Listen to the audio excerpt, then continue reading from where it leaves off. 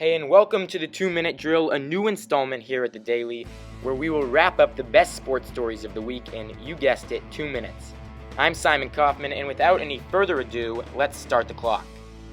Well, the biggest story, of course, was the last scheduled game between Michigan and Notre Dame on the gridiron. Remember, this was a sport that Michigan taught the Irish way back in 1887, so there's a little history here.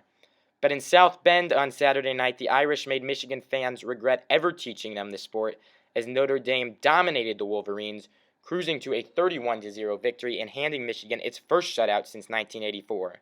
It was a scene that Daily writer Max Cohen described as one of those nights you've had in college, the ones where the bad news doesn't seem to end. When your girlfriend dumps you at dinner and then your fraternity party is broken up by the cops.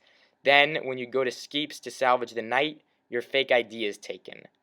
Michigan QB Devin Gardner went 19 for 31 throwing the ball, but had 4 turnovers, including 3 interceptions. Notre Dame QB Everett Golson passed for 226 yards and 3 TDs. From the gridiron to the hardwood, the volleyball team took on Duke Friday night at Cliff Keen Arena in the first match of the Big Ten ACC Challenge. The Blue Devils took the first set, but Michigan bounced back in the second set, sneaking out a 25-23 win. They stole the third set too and looked to have things tied up in the fourth set before losing a late lead down the stretch. And in the fifth set, Michigan took advantage of Duke miscues to win 15-10 and give them the win. On Saturday night, though, North Carolina took advantage of Michigan's errors and won in 3 straight sets. Finally, on the pitch, the women's soccer team had to wait out some crazy weather on Friday, but then stormed onto the field and beat up on Toledo, winning 4-0. The women topped off the weekend, winning 3-0 against Central Michigan on Sunday.